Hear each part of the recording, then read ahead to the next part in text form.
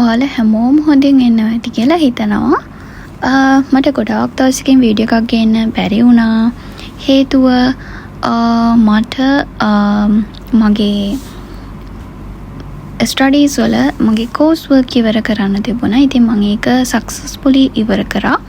ඊට පස්සෙම මං හිතුවා වීඩියෝ එකක් ගේනවා කියලා. ඉතින් මේ තමයි මගේ මම ඉන්නේ චයිනානේ. එතකොට අපි සාමාන්‍යයෙන් චයිනීස් යුනිවර්සිටි එකක ඒ වගේම මං හිතනවා කොරියන් යුනිවර්සිටි එකක උනත් අපි fully funded ජපාන් ඒ වගේම තව මම දන්නේ නැහැ තව අනිත් countries ගැන. හැබැයි මං ජපාන් කොරියා චයිනා ගැන දන්නවා. government scholarship එකකින් එනවා නම් අනිවාර්යයෙන්ම language එක ඉග්ලන් උගන්වනවා අපේ communication එකේ පහසුවට. ඉතින් ඒ වගේ මමත් මෙහෙදී චයිනා වල ආවට පස්සේ HSK3 exam එක කළා. ඉතින් ඒ exam එකට පස්සේ ඉතින් හරිම සතුටුයි. ඇත්තටම මාර විදියට mind එක relax. මොකද මිග්ලාගේ අපි HSK3 එක කරන්න ඕනේ ඒක graduation එකට requirement එකක්. ඉතින් මම ඒක කරා. එදා දවසේ හවස international students ලගේ graduation එක තිබුණා. ඉතින් මට ඒකට පාටිසිපේට් කරන්න පුළුවන් වුණා. හේතුව මගේ රිසර්ච් ගෲප් එක වගේම අනිත් රිසර්ච් ගෲප් වලත් ස්ටුඩන්ට්ස්ලා ග්‍රැජුවේට් වුණා. ඉතින් අපි දන්නම ළඟම මගේ යාළුවෙක්ගේ අක්කා කෙනෙකුත් PhD එකට එයා ග්‍රැජුවේට් වුණා. ඉතින් අපිට ඒකට එන්න පුළුවන් වුණා. ඉතින් මේ විදියට තමයි ග්‍රැජුවේෂන් එක මෙහේ යුනිවර්සිටි එකේ වෙන්නේ. 1 by 1 අපේ වගේ ග්‍රැජුවේෂන් එකේ අපිට දෙනවනේ සාමාන්‍යයෙන් ග්‍රැජුවේෂන් එකේ සර්ටිෆිකේට් එක අපිට 1 by 1 දෙනවනේ. හැබැයි මම මෙහේ දැක්ක විශේෂ දෙයක් තියෙනවා. එහෙම දෙන්නේ නැහැ. හේතුව එක දවසට 3000ක් වගේ පිරිසක් ග්‍රැජුවේට් වෙනවා. ඒ කියන්නේ එක දවසක් නෙමෙයි ග්‍රැජුවේෂන් එක තියෙන්නේ. මේ අද තියෙන්නේ ඉන්ටර්නැෂනල් ස්ටුඩන්ට්ස් ලගේ ග්‍රැජුවේෂන් එක. බට් අනිත් දවස්වල චයිනීස් ස්ටුඩන්ට්ස් ලගේ ග්‍රැජුවේෂන් එක තියෙනවා. එතකොට ටෝටලි 12000ක් වගේ ස්ටුඩන්ට්ස්ලා ග්‍රැජුවේට් වෙනවා per year. එතකොට එක දවසින් කරන්න බෑ. කොහොමත් ඒක ප්‍රැක්ටිකලි කරන්න බෑ 1 by 1 කරන එක. ඒ නිසා තමයි මේ group wise ඉග්ලන් ග්‍රැජුවේට් වෙන එක මේ විදිහට හදලා තියෙන්නේ. කියන්නේ group එකක් විදිහට තමයි ග්‍රැජුවේට් වෙන ඉග්ලන් ඔන්න ස්ටේජ් නගින්නේ. ඉතින් මේ විදිහට ඉග්ලන් පොඩි ටයිම් එකක් ගන්නවා ෆොටෝස් ගන්න. ඊට පස්සේ මේ ප්‍රොෆෙසර්ස්ලා පිටිපස්සේ ඉන්නවා. ඊට පස්සේ ඒ විදිහට තමයි ග්‍රැජුවේෂන් එක වෙන්නේ. ඉතින් ඒගොල්ලන්ගේ පේරන්ට්ස්ලාට ඒ වගේ ඒගොල්ලන්ගේ කසින්ස්ලාට එන්න පුළුවන්. ඇවිල්ලා මෙතන ඔඩිටෝරියම් එකේ ඉඳන් බලන්න පුළුවන්. ඉතින් මේ විදිහට තමයි මෙහි ග්‍රැජුවේෂන් එක වෙන්නේ. තව මම දැකපු විශේෂ දෙයක් අපි ග්‍රැජුවේෂන් එකේදී අපේ ක්ලොක් එක මගේ ලංකාවේ ග්‍රැජුවේෂන් එකේදී මම එක රිටර්න් කරන්න ඕනේ. නමුත් මෙහි ග්‍රැජුවේෂන් ක්ලොක් එක සහ හැට් එක මේ හැමදේම අපි පර්චේස් කරන්න ඕනේ. ඒක අපිට තියාගන්න පුළුවන්. ඒ නිසා මම දැකපු දේ සමහර ස්ටුඩන්ට්ස් ලගේ සමහර විට මේකේ ඉස්සරහා වීඩියෝස් වල තියෙනවා. මට ඒක කියන්න ඕනේ මෙන්ෂන් කරන්න ඕනේ. හින්දා තමයි මම කලින් කියන්නේ. හැට් එක ෆ්ලවර්ස් වලින් ඉඳලා ඩෙකරේට් කරනවා.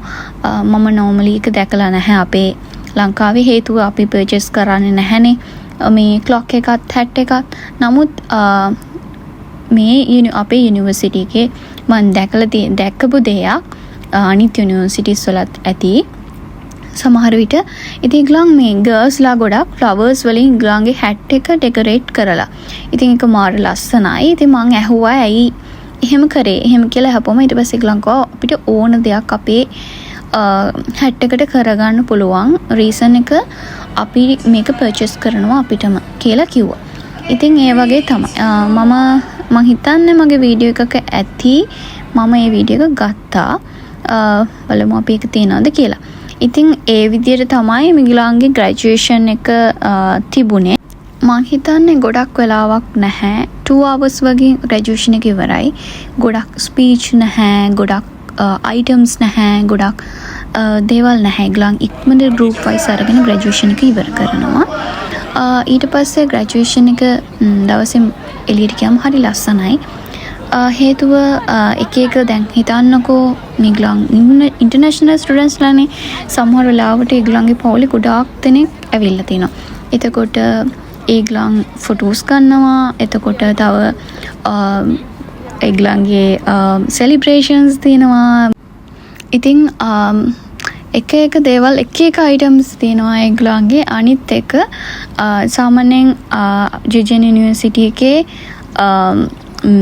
graduation එකක් සාමාන්‍ය සෙරමනි එකක් යදී Vivo කැම්පනි එකෙන් ලොකු ප්‍රොමෝෂන් එකක් යනවා. සාමාන්‍යයෙන් අපිට normally ගොඩාක් දේවල් ෆ්‍රී හම්බෙනවා එදාට items හැමදේම ගොඩක් වෙලාවට මේ මෙතන තියෙන හැමදේම ග්ලාන් Vivo කැම්පනි එකෙන් තමයි කරන්නේ.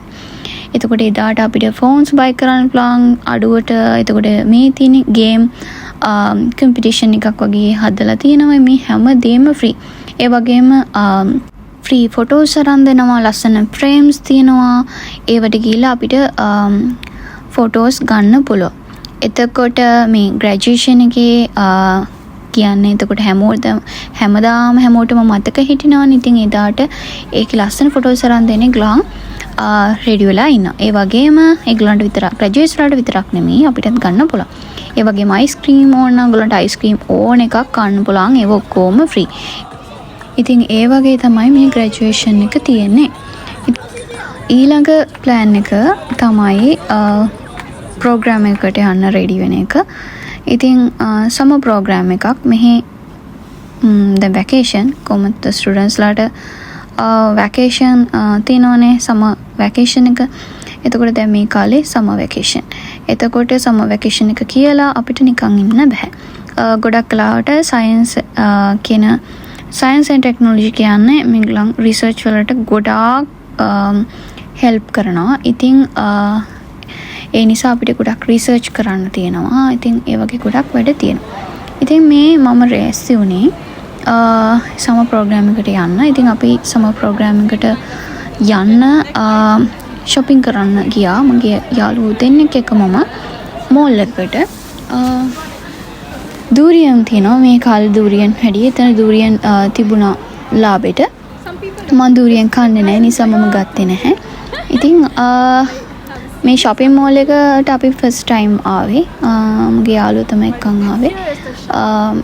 අපි ආවේ දැන් ප්‍රෝග්‍රෑම් එකට ඕන කිඩ්ස් වගේක් ගන්න. සූට්ස් වගේක් ගන්න. ඉතින් යාළුවා ගත්තා. මට ඒක සෙට් උනේ නැහැ. සහ මට තිබුණා. ඒ නිසා මට ඒක මම බලන්න හින්දා ආවේ. නිසා මට හරියගෙන මම ගත්තේ නැහැ. නමුත් මට මේකේ කියන්නේ ක්වොලිටි එක හොඳයි. හැබැයි මට ටිකක් ගාණ වැඩි වගේ කියලා හිතුණා. මොකද මම ගොඩක් ඊට වඩා අඩුවට ඔන්ලයින් shopping කරනවා. ඒ නිසා මට ඒක හරියන්නේ නැහැ. එතකොට මම ගත්තේ නැහැ. මෙතන ඉතින් ගේම්ස් වගේ තිබුණා. ලස්සන ටීඩීස්ලා වගේ තිබ්බේ. ගොඩක් මැෂින්ස් තියෙනවා.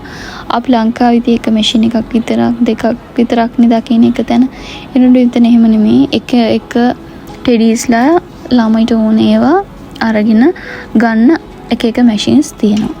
ඉතින් අපි ඒ ගේම් ප්ලේ කරේ නැහැ. මම නිකන් ඒ ෂොප් එක විසිට් කළා විතරයි. ඊට පස්සේ අපි ගියා අපිට ගන්න ඕනලා තිබුණා තව අයිටම්ස් වගේක්. අපි ඒවට ගියා. ඊට කලින් අපිට කන්න ඕනේ කියලා හිතුණා. ඉතින් අපි මොන හරි කන්න ගියා. දැන් මේ අනිමේ කේක්ස් ටික මම දැකලා මේ වීඩියෝ එකක් ගත්තේ. මා ලස්සනයි. හරිම යුනික් නේද? අපේ කේක්ස් හදන කට්ටිය ඉන්නවනම් ඔන්න අයිඩියාස් ගන්න පුළුවන්. ඒ නිසා මම පොඩ වීඩියෝ එකක් ගත්තා. හරි වෙනස්. අපි ලංකාවේ ටිකක් අඩු වෙන්නේ ඒ වගේ කේක්ස් දකින්නේ. එතකොට මේ මම ගත්තෙම ඒ ගැන හිතලා. මෙතනත් මොන හරි කෑම වර්ගයක් තියෙන්නේ මට තේරෙන්නේ නැහැ. හැබැයි අපිට try කරන්න පුළුවන්. ඒගොල්ලන් අපිට ෆ්‍රී දීලා තිනවා කෑම. අපිට ඒවා try කරලා ගන්න පුළුවන්. ඒ වුණාට මං කෑවේ නැහැ. මෙතන මීට් තියෙන්නේ මොනවද කියලා දන්නේ නැහැ. තේරෙන්නේ නැහැ. කාලත් නැහැ. නිකම් මම බලාගෙන ආවා. මෙතන තියෙන්නේ නට්සුත් තියෙනවා. තව ගොඩක් ඩිහයිඩ්‍රේටඩ් කරපු ෆෘට්ස් වගේ තියෙනවා. මේක මැංගෝ ඩිහයිඩ්‍රේට් කරලා. සමහර මේගොල්ලන් ඩිහයිඩ්‍රේට් කරලා ගොඩාක් දේවල් ගන්නවා. මෙතන නම් බෙරෙට්ස් වගේක් තියෙන්නේ. ඊට පස්සේ අපි ගියා මොකද එක්ක යාළුවෙක් මුස්ලිම්. ඒ නිසා ඒගොල්ලන් හලාල් ෆුඩ්ස් හොයනවානේ. එතකොට අපි හලාල් ෆුඩ්ස් හොයාගෙන ගියා. මොකද හැම කෑමක්ම ඒගොල්ලන්ට කන්න බැහැනේ. ගොඩක් ලාවට දැන් මෝල් එකේ ඕපන් කිචන් තියෙන්නේ. ඒක හරියම ට්‍රාන්ස්පේරන්ට්. ඉතින් අපිට කිසිම පිරිසුදුකම අතින් බයක් වෙන්න දෙයක් නැහැ. හැමදේම අපිට පේනවා කොහොමද හදන්නේ කියලා. මෙතන තිබි කුකීස් වගේක් මොනවා හරි තිබුණේ. ඊට පස්සේ අපි රෙස්ටොරන්ට් එකක් හොයාගෙන ගියා. අන්තිමට රෙස්ටොරන්ට් එකක් අපිට හම්බුණා.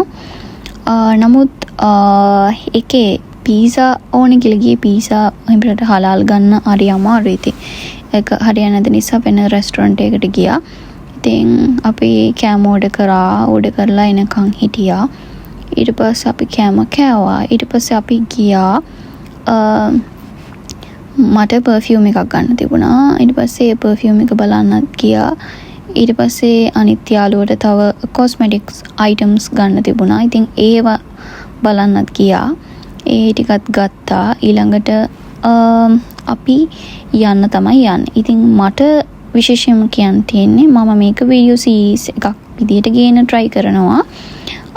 next වීඩියෝ එකේ මම ගේන්න හිතන් ඉන්නේ මේ සමර් ප්‍රෝග්‍රෑම් එකේ first day, second day, third day වගේ එහෙම මම වීඩියෝ සීරීස් එකක් ගේන්න යන්නේ. ගොඩක් දේවල් මට දැනුණ වෙනස් දේවල් ඔයගලන්ට මට ෂෙයා කරගන්න ඕනේ.